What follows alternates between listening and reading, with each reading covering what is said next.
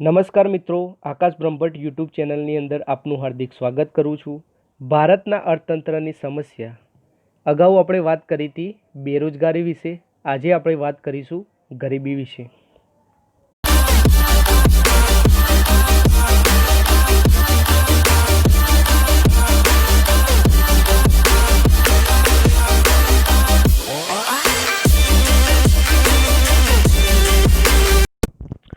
ગરીબી સામાન્ય રીતે આપણે ગરીબીને ડિફાઇન કરવું હોય તો શું કહી શકીએ? ચાલો, એકદમ બેઝિક કોન્સેપ્ટની અંદર ઇકોનોમિકલી આપણે નથી જવું. ગરીબીને આપણે એક લીટીમાં ડિફાઇન કરવું હોય તો આપણે શું કરીશું, શું વાત કરીશું? સ્વાભાવિક છે કે પોતાની પ્રાથમિક જરૂરિયાતો પૂરી કરવા માટે અસમર્થ હોય એવો વર્ગ આપણે ગરીબ કહીએ છીએ. ક્લિયર? હવે પ્રાથમિક જરૂરિયાતો શું? માણસની પ્રાથમિક જરૂરિયાતો કઈ કઈ હોઈ શકે? રોટી, કપડાં અને મકાન દરેકને ખબર જ છે, પરંતુ બીજી બે વસ્તુ એડ થઈ છે. એ બે વસ્તુ કઈ છે મિત્રો? એક છે સ્વાસ્થ્ય અને બીજું છે શિક્ષણ. ક્લિયર? રોટી, કપડાં, મકાન, સ્વાસ્થ્ય અને શિક્ષણ, આ આવે પ્રાથમિક જરૂરિયાતોનો. તો આ જરૂરિયાતો જે પૂરી નથી કરી શકતું એને આપણે કહીશું ગરીબ. હવે સ્વાભાવિક છે, આપણે ભારત દેશમાં રહીએ છીએ, ભારતના લોકોના રિલેટેડ આપણે આ ક્રાઇટેરિયા નક્કી કર્યો. હવે આ ક્રાઇટેરિયા બીજા દેશમાં એપ્લિકેબલ ના હોય. ક્લિયર? દેશ પ્રમાણે વ્યાખ્યા અને માપવાની પદ્ધતિ, શું માપવાની? તો ગરીબી માપવાની. ક્લિયર? જુદી જુદી હોઈ શકે છે. ભારતની અંદર ગરીબી કઈ રીતે નક્કી થાય છે? તો ગરીબી રેખાની નીચે રહેતા લોકોની સંખ્યા, એને એ દરેકે દરેક સંખ્યા જે પણ આંકડો આવે એ બધા ગરીબ. હવે ગરીબી રેખા શું છે? કેવી રીતે નક્કી થાય છે? ક્લિયર? કયા માપદંડોના આધારે નક્કી થાય છે? તો સમજીએ આપણે. એક વસ્તુ યાદ રાખો, ગરીબી રેખા અને તેના નીચેના જેટલો પણ વર્ગ છે એ દરેક વસ્તુ ગરીબ છે. દરેક માણસ ગરીબ છે. હવે ગરીબી રેખા શું? કેવી રીતે નક્કી થાય? તો કુટુંબની આવકના આધારે નક્કી થાય છે. ક્લિયર? કુટુંબની આવકના આધારે નક્કી થાય છે. કેવી રીતે? કંઈક નક્કી કરી આવક, કે આ આવકથી ઓછી હોય એ દરેકે દરેક માણસ ગરીબ. ક્લિયર? ગરીબી રેખાનું એક માપદંડ, ફોર એક્ઝામ્પલ 200 રૂપિયા. 200 રૂપિયા છે નહીં, હું ઉદાહરણ આપું છું કે ગરીબી રેખા 200 રૂપિયાનું માપદંડ નક્કી થયું. તો 200 રૂપિયા અને 200થી નીચે મીન્સ 198, 190, 187, વોટ એવર જે પણ હોય, એટલી ઇન્કમ જેની હશે એ દરેકે દરેક માણસ ગરીબ કહેવાશે. જો 201 થઈ જાય તો એ ગરીબ નહીં કહેવાય. ક્લિયર? ઓકે. જેમ ગરીબની વાત કરી એ જ રીતે ગરીબી રેખાની વાત કરીએ કે જુદા જુદા દેશમાં કુટુંબની આવક નક્કી કરવા માટે પણ જુદી જુદી નીતિઓ હોય. આપણે કેવી રીતે આ નક્કી કરીએ છીએ એ સમજવાનું છે. તો સ્થાનિક સમાજની આર્થિક જરૂરિયાતોના બેઝ ઉપર આપણે નક્કી કરીએ છીએ ગરીબી રેખા. ક્લિયર? શું વાત કરી મેં? સ્થાનિક સમાજની આર્થિક જરૂરિયાત. ક્લિયર? હવે આનું અનુમાન કોણ કરે છે? તો ભારતમાં આયોજન પંચ છે, એનું અનુમાન કરે છે. ક્લિયર? ગરીબી રેખાનું અનુમાન કોણ કરે છે? તો આયોજન પંચ. સર્વેક્ષણની વાત કરીએ તો આગળના પોઈન્ટની અંદર આપણે બેરોજગારીના રિલેટેડ જે સમિતિની વાત કરી હતી એ જ સમિતિ આવશે ગરીબીમાં. કઈ સમિતિ? તો રાષ્ટ્રીય નિદર્શ સર્વેક્ષણ સમિતિ, ને શોર્ટમાં એને કહેવાય NSSO. આનું ફૂલ ફોર્મ છે નેશનલ સેમ્પલ સર્વે ઓર્ગેનાઇઝેશન. ક્લિયર? આ સર્વેક્ષણ કરશે ગરીબોનું. ક્લિયર? આ જે સર્વેક્ષણ થયું એ કોના આધારે સર્વેક્ષણ થશે? એનો ક્રાઇટેરિયા શું? તો ગ્રાહકોના ખર્ચને આધારે. સમજો, શાના આધારે? ગ્રાહકોના ખર્ચને આધારે. ક્લિયર? સર્વેક્ષણના રિલેટેડ પોઈન્ટ કોઈ ચર્ચા અથવા કોઈ સમજ ના હોય તો કોમેન્ટ સેક્શનમાં જણાવજો. ક્લિયર? અત્યારે આ વસ્તુ યાદ રાખો, ગ્રાહકોના ખર્ચને આધારે NSSO સર્વેક્ષણ કરે છે.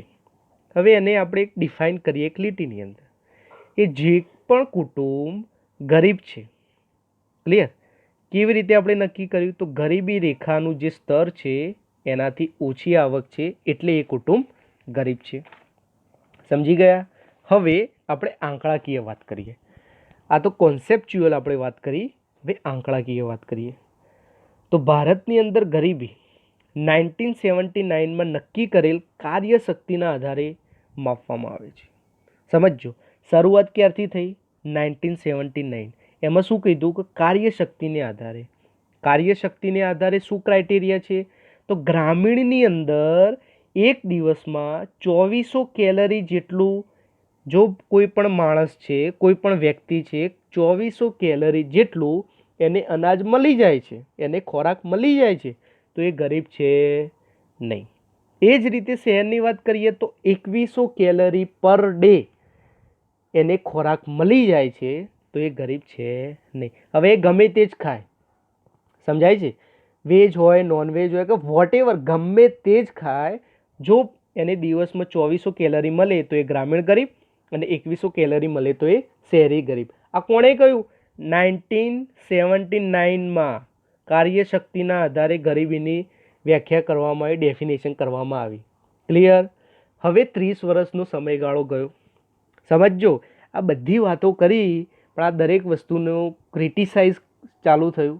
કારણ કે આમાં શું હતું કે કાર્યશક્તિને આધારે ફક્ત ખોરાકના બેઝ ઉપર વાત કરવામાં આવી હતી. અને આગળ આપણે શું કહ્યું હતું? ગરીબ કોને કહેવાય?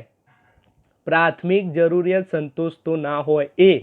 પ્રાથમિક જરૂરિયાતમાં ફક્ત ખોરાક આવે છે કે બીજું બધું આવે છે? તો તમે કહેશો કે બીજું બધું આવે છે, તો આ વ્યાખ્યા કેવી રીતે યોગ્ય થાય? ક્લિયર? તો હવે ચિત્રમાં આવ્યા 2009માં કોણ આવ્યું? સુરેશ તેંડુલકર. સમજો, 30 વર્ષ પછી એક પર્સન આવ્યા, બરાબર છે? યોજના આયોગે કમિટી બનાવી અને વિચાર્યું કે આ કોન્સેપ્ટ યોગ્ય નથી. 30 વર્ષ પછી ખબર પડી. સમજો, 2009માં આવ્યા સુરેશ તેંડુલકર.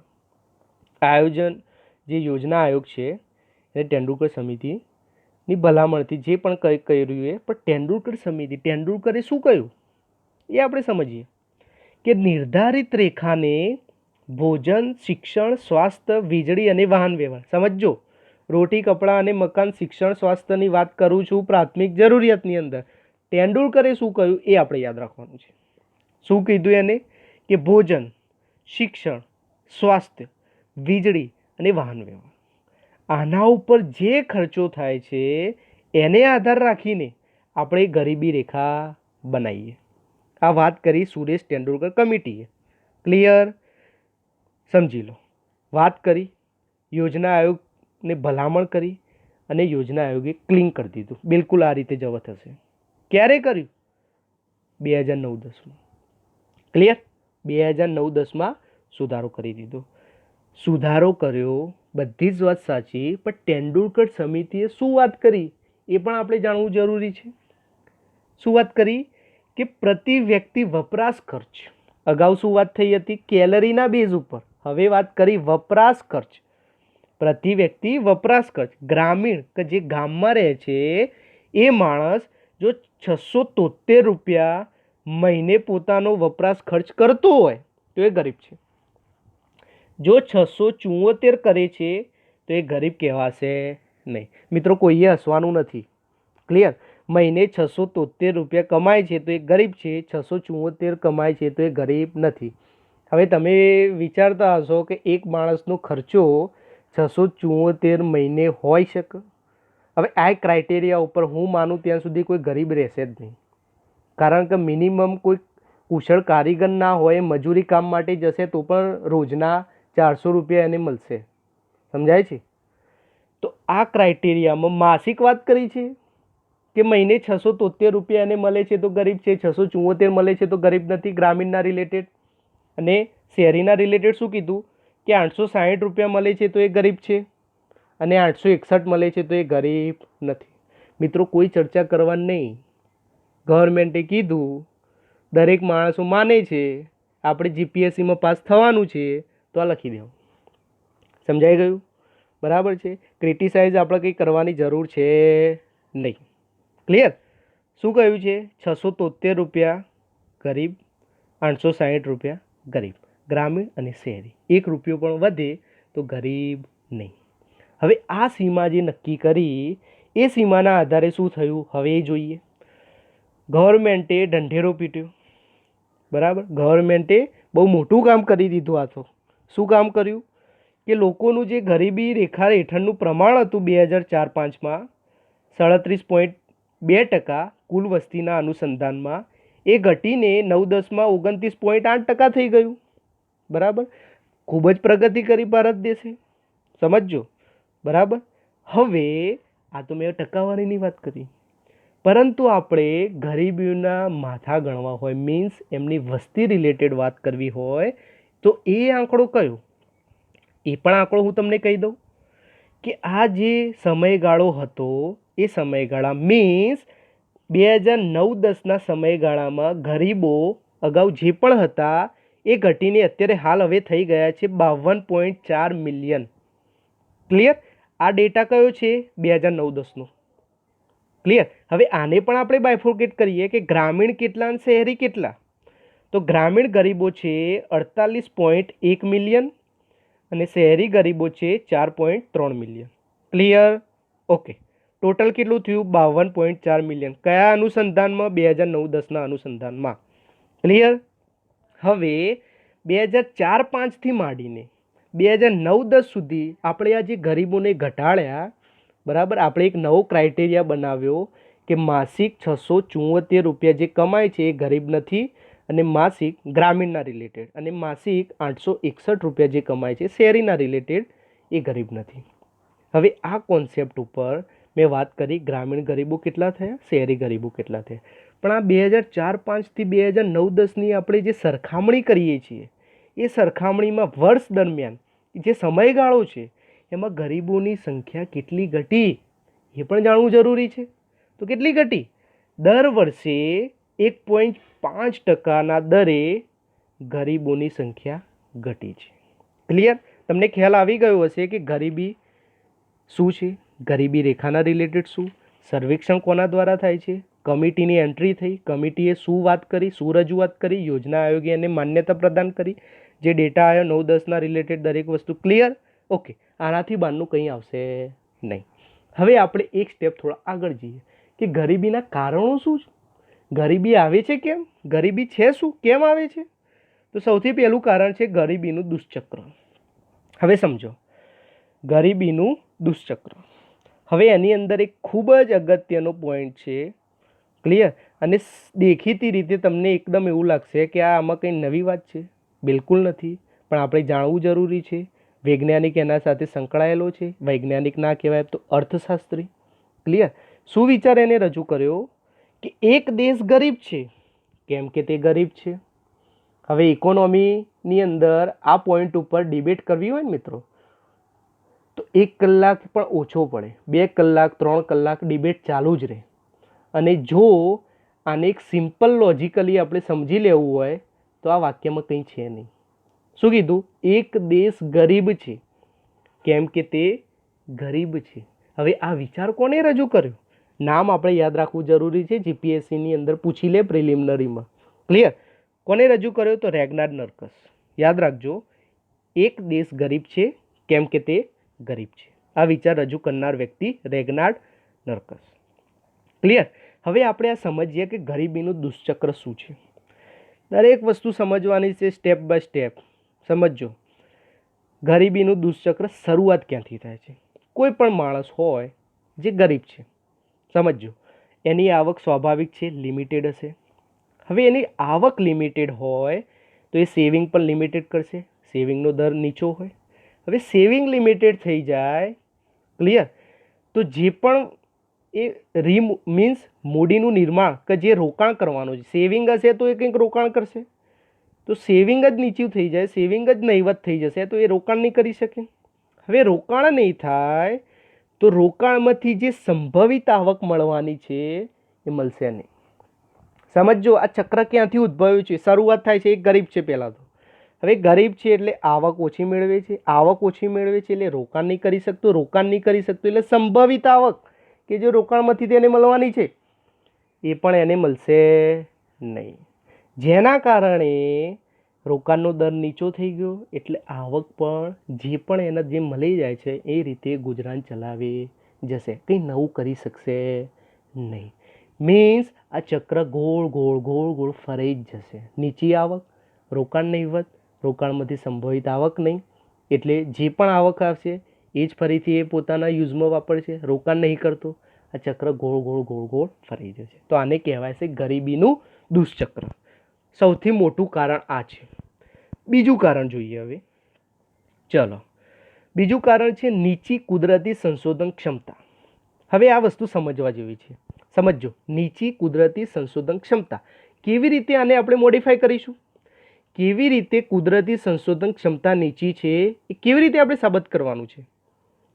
એકદમ સિમ્પલ છે કે કોઈ પણ કુટુંબ હોય, ગરીબ હોય, બરાબર, તો જે પણ એ આવક મેળવતો હોય કોઈ પણ રીતે, કેવી રીતે એ આવક મેળવી શકે એ પણ હું વાત કરી દઉં. સંપત્તિઓ, ક્લિયર? કારણ કે જે પણ સંપત્તિ હોય એના રિલેટેડ જે આવક મેળવશે.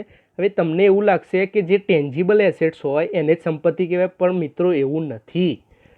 સંપત્તિ અર્થશાસ્ત્રની દ્રષ્ટિએ ઘણી બધી વસ્તુઓને કહી શકાય. ક્લિયર? કઈ વસ્તુઓને કહેવાય તો સમજી લો મારા જોડે. જેમ કે જમીન, જે કોઈ પર્સન ખેતી કરતો હોય. ક્લિયર? મૂડી, કે કોઈ નાનકડો ધંધો કરતો હોય તો એને મૂડીની જરૂર પડવાની છે. એવું તો સ્વાભાવિક છે કે મૂડી વગર કંઈ ધંધો થઈ શકે નહીં. જમીન કે ખેતી કરવા માટે એને પાક લાવવો પડે. પાક મીન્સ બીજ લાવવું પડે, બિયારણ લાવવું પડે, જંતુનાશક દવાનો છંટકાવ કરવો પડે, એનો પોતાનો શ્રમ એલોકેટ કરવો પડે. આ દરેક વસ્તુ મૂડી જ છે. ક્લિયર? અને વિવિધ સ્તરના કૌશલ્યો મીન્સ કોઈ પણ, ફોર એક્ઝામ્પલ લોયર, તો એ લીગલી એક કૌશલ્ય ધરાવે છે. Chartered accountant, clear? IT return, audit, જે પણ બધા કામ આવે છે નવી કંપનીના રિલેટેડ, બરાબર છે. તો આ દરેક વસ્તુ માટે કૌશલ્ય પ્રધાન પર્સન થઈ ગયો કે ચાર્ટર્ડ એકાઉન્ટન્ટ. ક્લિયર? તો એ કહેવાય કૌશલ્ય. એના બેઝમાં એને ફી મળે છે.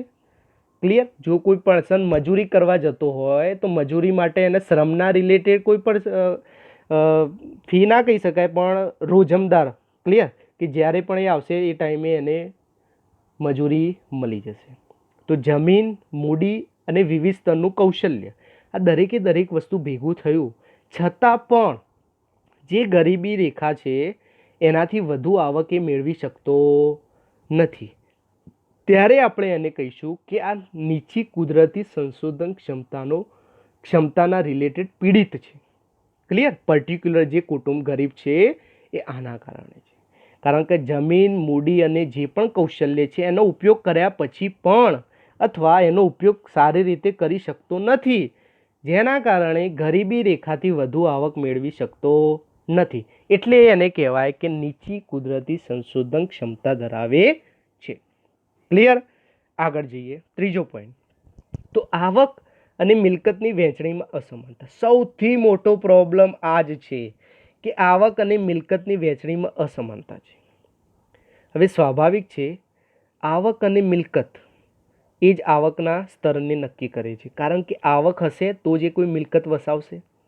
વગર પૈસે કોઈ પણ મિલકત વસાવી શકવાનો નથી. અને આર્થિક અસમાનતા જે દૂષણ છે એ ભારતમાં ગરીબીનું મુખ્ય કારણ છે. હું વારંવાર કહું છું, આગળના વિડીયોમાં પણ જોઈ લેવું. મેં વારંવાર કહ્યું છે કે જે આર્થિક અસમાનતા છે એ સૌથી મોટું દૂષણ છે. 90% પૈસા 10% લોકો જોડે છે, આનાથી મોટી અસમાનતા શું હોઈ શકે? તો એનો અર્થ શું થયો કે વૃદ્ધિના લાભનું જે કેન્દ્રીકરણ થઈ ગયું છે. કેન્દ્રીકરણ મીન્સ 10%ના લોકો જોડે લાભ આવી ગયો છે, 90% લોકો ફરી જ જાય છે. તો આ જે કેન્દ્રીકરણ 10%ના જોડે જે કેન્દ્રીકરણ થઈ ગયું છે અને જે નીચી આવકના જૂથ છે એની અંદર કોઈ સુધાર થતો નથી, જેના કારણે શું થાય કે વિકાસનો કોઈ પણ લાભ એમને મળે નહીં, વિકાસના લાભથી વંચિત રહી ગયા. ક્લિયર? એટલે આપણે કહીએ છીએ ગરીબીનું ત્રીજું કારણ છે આવક અને મિલકતની વહેંચણીમાં અસમાનતા. ચોથું કારણ જોઈએ તો સામાજિક સેવાઓ સુધી પહોંચાડવાનો અભાવ. સામાજિક સેવાઓ જે ગરીબ લોકો, મધ્યમ વર્ગના લોકો સુધી પહોંચે છે કે નહીં, તો એનો અભાવ છે. સામાજિક સેવાઓ કઈ હોઈ શકે? એક તો સ્વાસ્થ્ય આવે.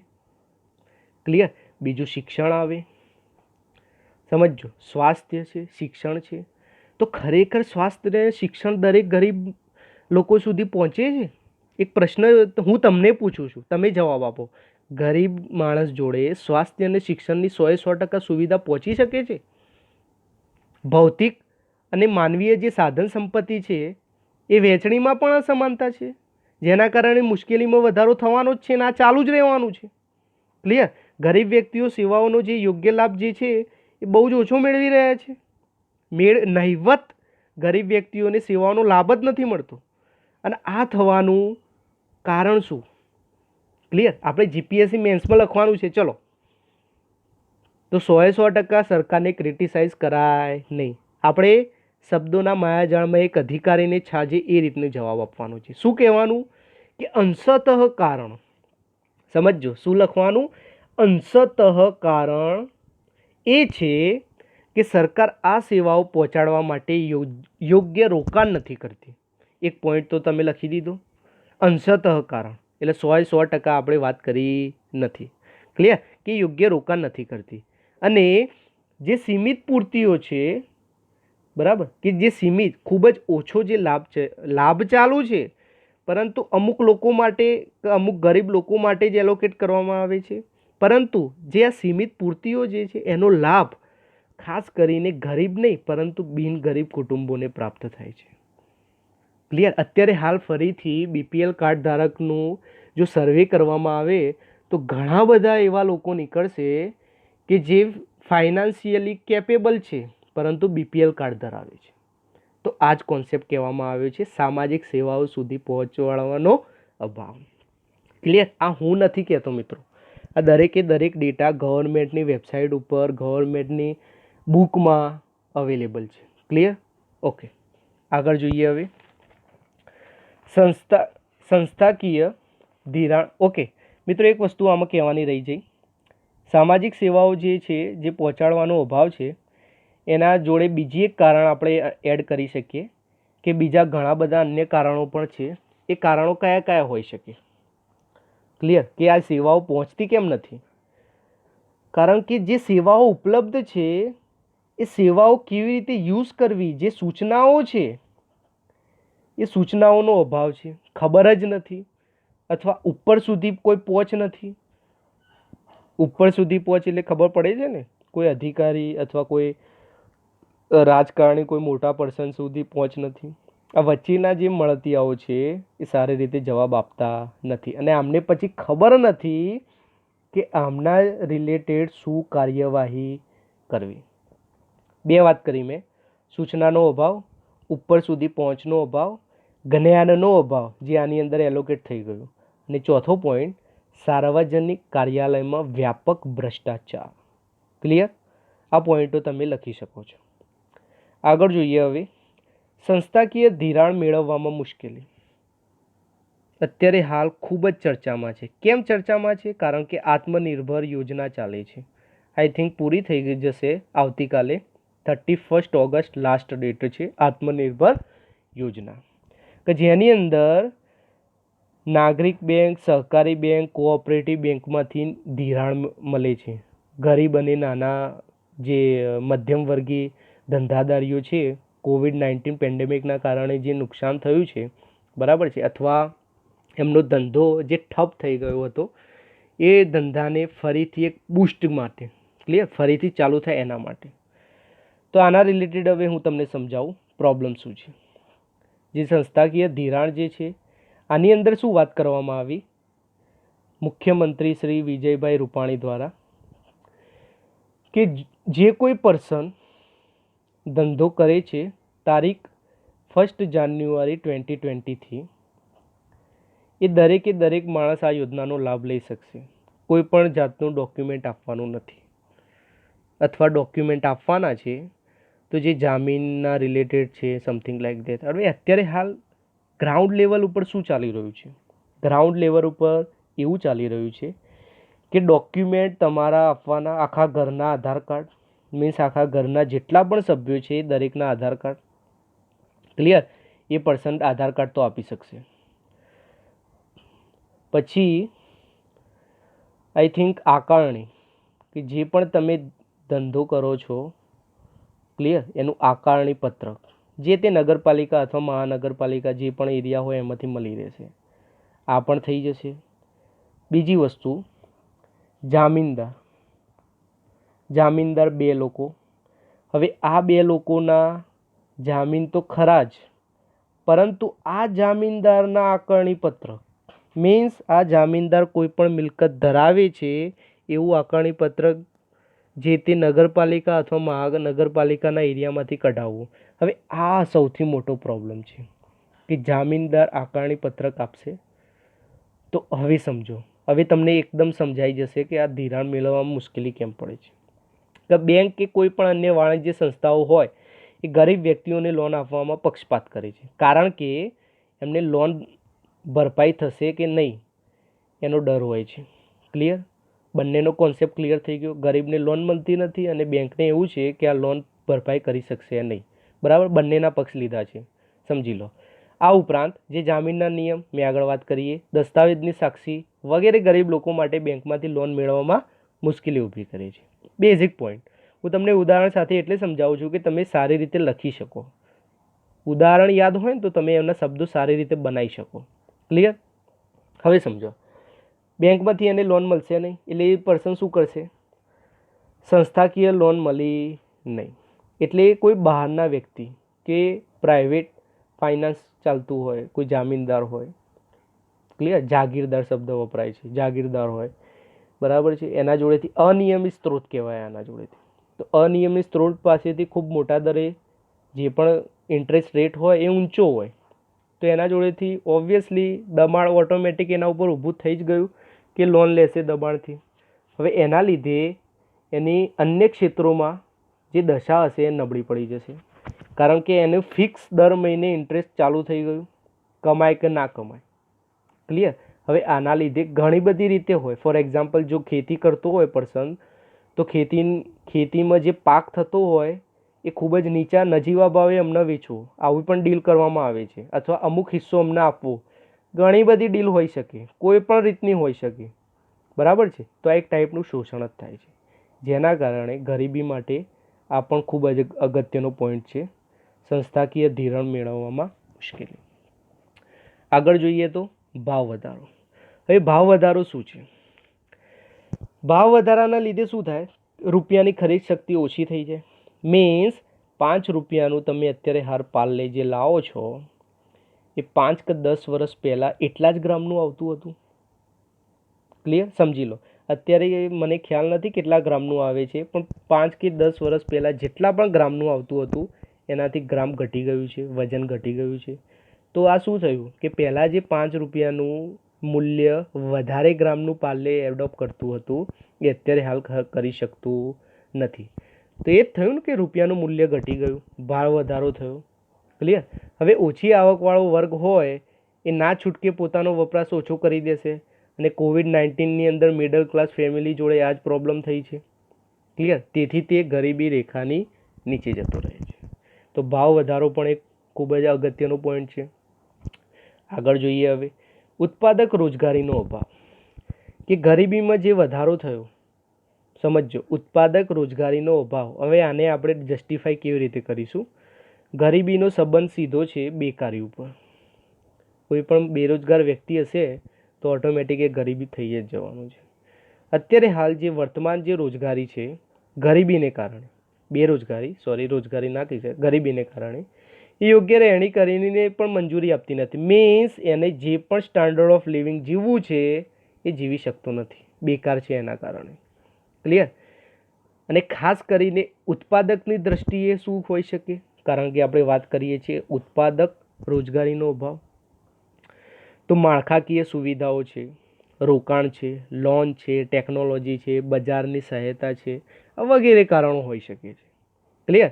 અત્યારના માળખાની વાત કરીએ તો લાભકારક રોજગારીની તકોનો અભાવ છે, જેના કારણે કહી શકીએ કે ઉત્પાદક રોજગારીનો અભાવ ગરીબી માટે એક ખૂબ જ અગત્યનો ભાગ ભજવે છે. આગળ જોઈએ હવે તીવ્ર વસ્તી વધારો. તીવ્ર વસ્તી વધારામાં શું હશે? સ્વાભાવિક છે, વસ્તી વધે. ક્લિયર? વસ્તી વધે તો જે માથાદીઠ આવક છે એ ધીમે ધીમે ઘટવા મળશે. માથાદીઠ આવક ઘટે એટલે જીડીપી પણ ઘટે.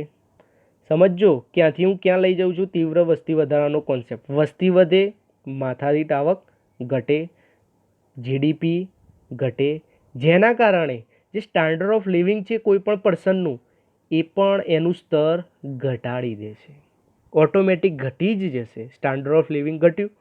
ક્લિયર. ને બીજા અર્થમાં આપણે સમજીએ તો વસ્તી કેવી રીતે ઇફેક્ટ કરે છે. તો વસ્તી વધશે તો વસ્તીને ખાવા માટે ખોરાક જોવે, અને સ્ટાન્ડર્ડ ઓફ લિવિંગ જે ફેમિલીમાં એનો જન્મ થયો હશે એ ફેમિલીના અનુરૂપ એનું સ્ટાન્ડર્ડ ઓફ લિવિંગ થશે. મીન્સ કોઈ પણ વસ્તુનો એ ઉપભોગ કરશે, ઉપભોગ વધશે એટલે રાષ્ટ્રીય બચત ઓછી થઈ જાય. સમજાય છે? કોઈ બી વસ્તુનો ફોર એક્ઝામ્પલ મહિને 10,000 ખર્ચો થતો હતો આપણે, હવે 15,000 ખર્ચો થવા લાગ્યો. પગાર તો 20,000 જ છે, તો પહેલાં 10,000ની બચત થતી હતી, હવે 5,000ની જ થાય છે. તો રાષ્ટ્રીય બચત પણ ઓછી થઈ જાય. બચત ઓછી થાય તો મૂડી નિર્માણ ઉપર પ્રતિકૂળ અસર થાય, અને રાષ્ટ્રીય આવકની વૃદ્ધિ શું થઈ જાય? સીમિત થઈ જાય. મીન્સ ખૂબ જ ઝડપથી વધી શકે નહીં, વૃદ્ધિની અંદર અવરોધ ઊભો થાય. ક્લિયર. રાષ્ટ્રીય આવકની વૃદ્ધિ સીમિત થઈ જાય. તો તીવ્ર વસ્તી વધારો પણ ગરીબી માટે એક ખૂબ જ ઉપયોગી પરિબળ છે. આગળ જોઈએ, ખેતીમાં નીચી ઉત્પાદકતા. હવે સમજો, કોઈ પણ એક પર્સન છે, એને 40 વીઘા જમીન હતી, એને 4 છોકરા થયા. ક્લિયર. હવે ચારેય છોકરા જોડે 10-10 વીઘા જમીન એલોકેટ કરી, અને પછી એના સંતાનો થયા 2-2 વોટેવર. ક્લિયર. 5-5 વીઘા થઈ. તો આ શું થયું? ખેતરો નાના અને ટુકડામાં વેચાઈ ગયા, જેના કારણે મૂડીની અછત ઊભી થઈ. અને નાના ખેતરો હોય તો સ્વાભાવિક છે કે જૂની પદ્ધતિનો જ ઉપયોગ થવાનો, કારણ કે નવી પદ્ધતિ ક્યારેય ઉપયોગમાં સારી રીતે કામ કરે, કારણ કે નવી પદ્ધતિની જે કોસ્ટ થાય એના બેઝ ઉપર પ્રોડક્શન તો થવું જોઈએ. હવે તમારા જોડે જમીન જ નથી તો પ્રોડક્શન ક્યાંથી કરી શકવાના? તો તમારે ના ચાહતા નહીં કહેતા કે આપણને ગમતું નથી છતાં પણ જૂની પદ્ધતિનો ઉપયોગ કરવો પડે છે, પ્રણાલિકાગત ખેતીનો ઉપયોગ કરવો પડે છે. અને ગ્રામીણની તો આપણે વાત કરીએ, ક્લિયર, તો શિક્ષણ ખૂબ જ નીચું હોય, શિક્ષણનો અભાવ હોય, કેવી રીતે ખેતી કરવી એના રિલેટેડ પણ ખૂબ જ ઓછી ખબર હોય, અથવા નવા કંઈ બીજનો ઉપયોગ કરવો, અથવા કેવી રીતે એને યુટિલાઇઝ કરવું, ખેતીને એક્સપાન્ડ કરવું, એની કોઈ નોલેજ હોય નહીં. જેના કારણે ગ્રામીણ ક્ષેત્રની અંદર આ પોઈન્ટ ખેતીમાં નીચી ઉત્પાદકતાનો ખૂબ જ વધારે પ્રમાણમાં જોવા મળે છે. અને મુખ્ય કારણ ગ્રામીણ ક્ષેત્રમાં ગરીબીનું આ જ છે, કારણ કે ગ્રામીણ ક્ષેત્રમાં સૌથી વધારે લોકો ખેતી સાથે સંકળાયેલા છે. ક્લિયર. આ આપણે મુખ્ય કારણોની વાત કરી ગરીબીના. હવે આપણે સામાજિક કારણો જોઈશું. સામાજિક કારણો કયા કયા હોઈ શકે ગરીબી માટે? પ્રથમ કારણ છે શિક્ષણ. ક્લિયર. શિક્ષણ શું છે? તો સામાજિક પરિવર્તન છે. ક્લિયર. જ્યારે અંગ્રેજો આપણા ત્યાં રાજ કરતા હતા ને મિત્રો, એ ટાઈમે એમને શિક્ષણ આપ્યું. હવે સ્વાભાવિક છે એમને પોતાના સ્વાર્થ ખાતર જ શિક્ષણ આપ્યું હતું, પણ એ શિક્ષણથી, એ નોલેજથી આપણને કંઈક ખ્યાલ આવ્યો કે આ જે થઈ રહ્યું છે એ આપણા ઉપર રાજ કરી રહ્યા છે, આપણે ગુલામ તરીકે જીવી રહ્યા છીએ, એ યોગ્ય નથી. એના પછી આપણે ધીમે ધીમે ધીમે ધીમે આગળ વધ્યા અને પોતાનું એક સ્વતંત્ર બાબા સાહેબ આંબેડકરે બંધારણ બનાવ્યું.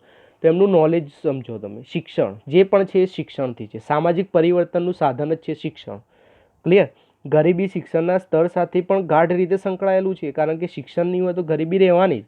અને આ ચક્રીય સંબંધ છે. કેવી રીતે ચક્રીય સંબંધ? ગરીબ માણસ હોય તો એ શિક્ષણ મેળવી શકતો નથી. ક્લિયર.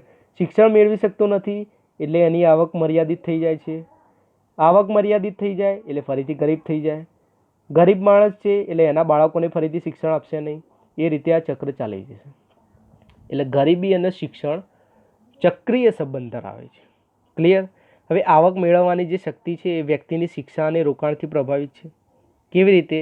બીકોમનો કોઈ માણસ હોય, ક્લિયર, એને જે જોબ મળશે એકાઉન્ટન્ટની, બરાબર છે, ઢગલાબંધ ફાઇલો આપી દેવામાં આવશે, સેલ્સ, પરચેસ, વોટ એવર જે પણ વાઉચર હોય, ક્લિયર, એની એન્ટ્રીઓ પાડી જવાની ટેલીની અંદર, અથવા સેપ હોય તો એડવાન્સ મલ્ટીનેશનલ કંપની હોય તો સેપ્સ. ક્લિયર. હવે આ એ કામ કરી જશે, એની 5 વર્ષમાં પ્રગતિ જે પણ થશે, ક્લિયર, એની સેલરી જે પણ વધશે, પરંતુ જ્યારે ડાયરેક્ટ ચાર્ટર્ડ એકાઉન્ટન્ટ આવશે, આ બધું તો પેલા કામ જ નહીં આવે. એને શું આવશે? આ બધા જે એકાઉન્ટ લખ્યા છે એ ખરા લખ્યા છે, નીતિ નિયમબદ્ધ લખ્યા છે, એ ચેક કરવાનું આવશે. ક્લિયર. તો હું શું કહેવા માગું છું? શિક્ષણનું સ્તર. બીકોમ કરો છો તો તમારી ઇન્કમ કેટલી છે? અને તમે ચાર્ટર્ડ એકાઉન્ટન્ટ બન્યા તો તમારી ઇન્કમ કેટલી છે. ઓડિટ તમે સાઇન કરશો એટલે અપ્રુવલ ગવર્મેન્ટ ઓફ ઇન્ડિયા પણ માની લેશે. સમજાય છે. બેંકની અંદર લોન લેવાની હોય ને મિત્રો, ત્યારે ફાઇનાન્શિયલ કન્ડિશન બતાવવાની હોય ને કંપનીની, એ ટાઈમે ખબર પડે છે કે સીએ શું છે. સમજાય છે. તો સીએની એક સાઇનની વેલ્યુ શું છે, એ કેટલા પૈસા લે છે, તો કેમ લે છે, એનું કામ શું છે. ક્લિયર. તો બીકોમ અને સીએની મેં જે વાત કરી એ જ પ્રમાણે દરેક ક્રાઇટેરિયાની અંદર હું વાત કરી શકું છું, પણ તમને કોન્સેપ્ટ સમજાઈ ગયો એટલું ઇનફ છે. ક્લિયર. ગરીબ વ્યક્તિ પાસે શું હોય, માનવ મૂડીમાં રોકાણ કરવા માટે બચત ના હોય. બચત ના હોય એટલે આવક પણ સીમિત થઈ જાય. ક્લિયર. શિક્ષણના રિલેટેડ તમને ખ્યાલ આવી ગયો. ઓછું શિક્ષણ અને વધારે શિક્ષણમાં પણ ફેરક છે, કારણ કે આવક મેળવવાની શક્તિ પણ શિક્ષણ અને રોકાણના બેઝ ઉપર જ કામ કરે છે. કેવું શિક્ષણ તમે મેળવ્યું છે. આગળ જોઈએ આપણે જાતિ પ્રથા. જાતિ પ્રથા શું છે. જાતિ પ્રથામાં ખાસ કરીને ગ્રામીણ રિલેટેડ વાત કરીએ તો નીચી જાતિના લોકો ઉપર ઊંચી જાતિના લોકોનું વર્ચસ્વ પહેલાંથી જ ગરીબીનું કારણ રહ્યું છે. શું કહ્યું મેં? નીચી જાતિના લોકો ઉપર ઊંચી જાતિના લોકોનું વર્ચસ્વ, ખાસ કરીને ગ્રામીણ એરિયામાં. આ કોન્સેપ્ટ છે જાતિ પ્રથાનો. હવે આ જાતિ પ્રથાની જે રૂઢિવાદી નીતિ છે એના કારણે શું થાય કે નીચી જાતિના લોકો ઘણી બધી આર્થિક પ્રવૃત્તિમાં ભાગ લઈ જ નહીં શકતા. ભાગ જ નહીં લઈ શકતા તો સ્વાભાવિક છે ગરીબના ગરીબ જ રહેવાના. ક્લિયર. ત્રીજો પોઈન્ટ, સામાજિક પ્રથા. સામાજિક પ્રથા એટલે તમને આઈડિયા આવી જ ગયો હશે કે સામાજિક પ્રથા કેવી હોઈ શકે. લગ્નના રિલેટેડ વાત કરીએ, મૃત્યુ પછીનું ભોજનની વાત કરીએ. ક્લિયર. આ દરેક પાછળ ખર્ચો વધારે કરે છે. કોણ? ખાસ કરીને ગ્રામીણ લોકો. હવે ખર્ચો વધારે કરે છે કારણ કે સમાજમાં બતાવવાનું હોય, એ ના કરો તો તમે સમાજ બહાર થઈ જાઓ.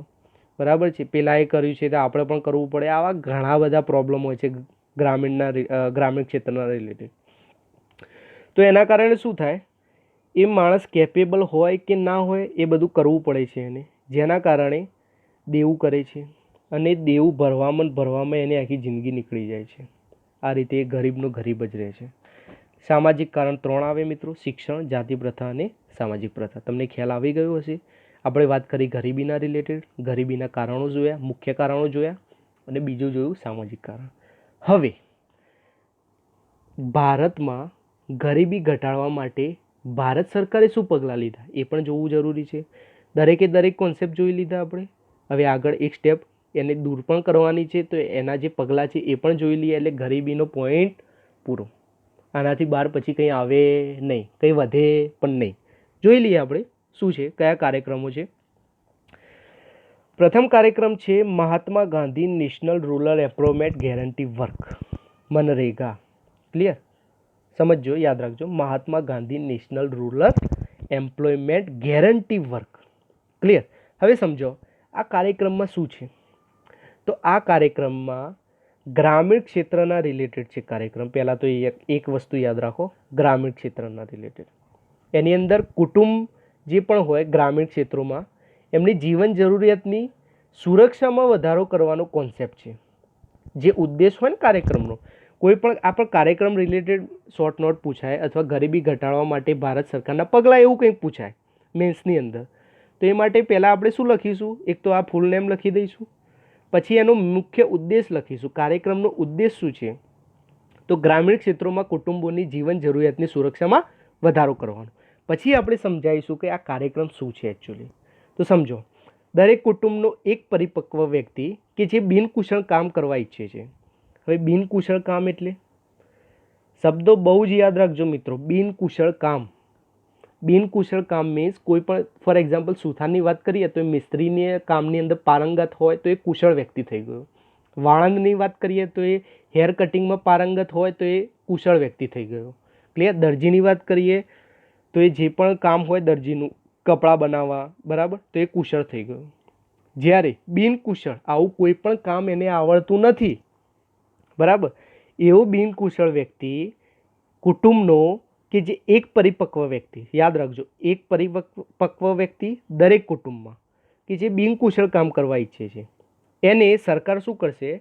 1 વર્ષની અંદર ઓછામાં ઓછા 100 દિવસ રોજગારી ગેરંટીથી આપશે. વેતન આપવાનું હોય મિત્રો, એમને એમ રોજગારી નહીં. ક્લિયર. એક વર્ષની અંદર 100 દિવસ વેતન રોજગાર ગેરંટીથી આપશે, જેની અંદર આમાં પણ અનામત છે. શું છે? તો 1/3 સ્ત્રીઓ ભાગ લેશે. ક્લિયર? 2 પોઈન્ટ મેં કયા. એક તો બિનકુશળ કામ કરવા ઈચ્છતો હોય દરેક કુટુંબની અંદર એક પરિપક્વ વ્યક્તિ, ઓછામાં ઓછા 100 દિવસ, એક વર્ષની અંદર ઓછામાં ઓછા 100 દિવસ, એની અંદર પણ 1/3 સ્ત્રીઓ રહેશે. હવે આ યોજના જે છે, ક્લિયર, એ રોજગારી જે પૂરી પાડવાની છે એ કાર્યના માધ્યમથી કુદરતી સાધન સંપત્તિઓ દ્રઢ કરી છે. અને આનો ઉદ્દેશ લાંબા ગાળાની જે ગરીબીઓ છે, જે ખાસ કરીને લાંબા ગાળાની ગરીબીઓમાં શું શું આવે, તો દુકાળ છે, જંગલોની કાપણી છે, બરાબર, જમીનનું ધોવાણ છે, આ બધા કારણોના લીધે જે ગરીબી પેદા થાય છે ને એને કહેવાય લાંબા ગાળાની ગરીબી. તો આ લાંબા ગાળાની ગરીબીને દૂર કરવા માટે આ પ્રોગ્રામ એલોકેટ કરવામાં આવ્યો છે, સ્ટાર્ટ કરવામાં આવ્યો છે, Mahatma Gandhi national rural employment guarantee work. Clear? Okay. આગળ જોઈએ બીજું શું છે? National rural livelihood mission.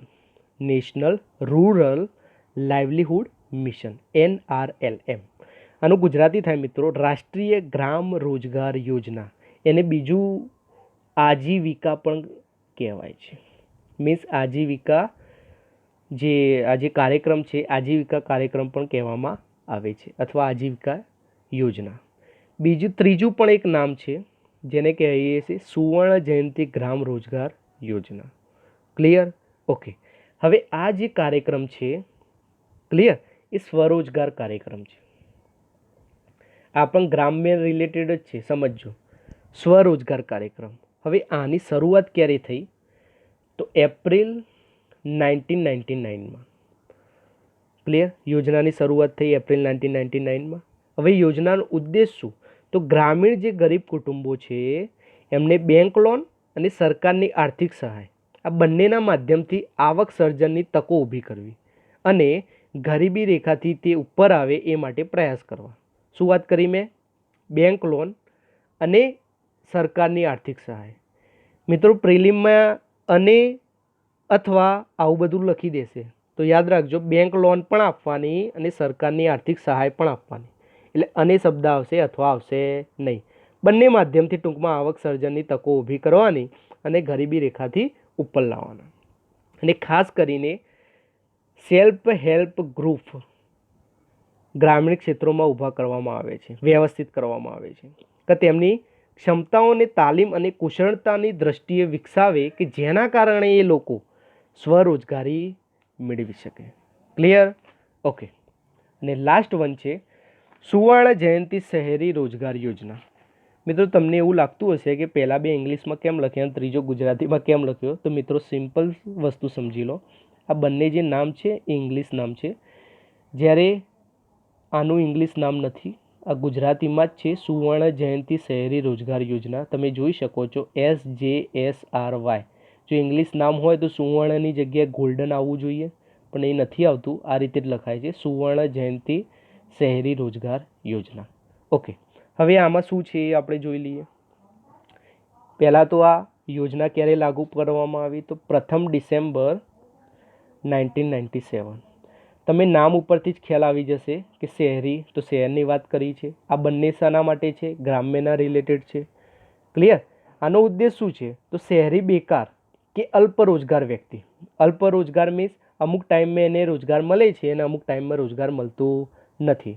આવો જે શહેરી બેકાર કે અલ્પ રોજગાર વ્યક્તિ છે એને સ્વરોજગાર અને સાહસિક કામ સ્થાપવા માટે પ્રોત્સાહન આપી અથવા વેતન રોજગારની તક પૂરી પાડી લાભપ્રદ રોજગારી પૂરી પાડવાનો છે. શું કહ્યું મેં? યાદ રાખો મિત્રો કે સ્વરોજગાર સાહસિક કામ સ્થાપવા માટે પ્રોત્સાહન આપી. શું આપ્યું? પ્રોત્સાહન. ક્લિયર? અથવા વેતન રોજગારીની તક પૂરી પાડી લાભપ્રદ રોજગારી પૂરી પાડવાની વાત કરવામાં આવી છે. ક્લિયર મિત્રો? ગરીબીના રિલેટેડ કોઈ પણ ક્વેરી હોય તમે કોમેન્ટ સેક્શનમાં જણાવી શકો છો. ક્લિયર? અહીંયા પૂરું કરીએ છીએ. ગરીબીમાં આટલું જ આવશે, બીજું કંઈ જ નહીં આવે. જય હિન્દ, જય ભારત, વંદે માતરમ.